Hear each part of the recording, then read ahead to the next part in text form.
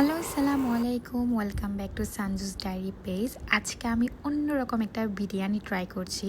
এটা আমি আমার লাইফে ফার্স্ট টাইম ট্রাই করছি। এটাকে আমাদের চট্টগ্রামের বাসায় অনেকে বলে মিলাদের বিরিয়ানি, অনেকে বলে উরসের বিরিয়ানি। অ্যাকচুয়ালি যে যেভাবেই চিনে আর কি। এই বিরিয়ানিটা খেতে আমার খুবই ভালো লাগে। সো ভাবলাম আজকে একটু ট্রাই করা যাক। এটা আজকে আমি কিন্তু শেয়ার করব না আপনাদের সাথে এই রেসিপিটা। যদি আমার ভালো লাগে নেক্সট টাইম আমি ট্রাই করব।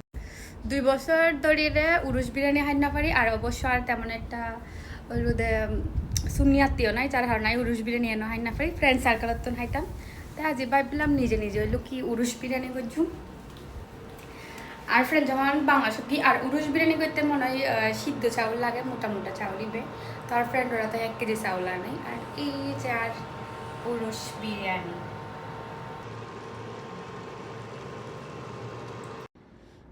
Here is my উরুস বিরিয়ানি কালারি বানাইতে চিনি কালারি বেশি মোটামুটি উরুসের কালারি বে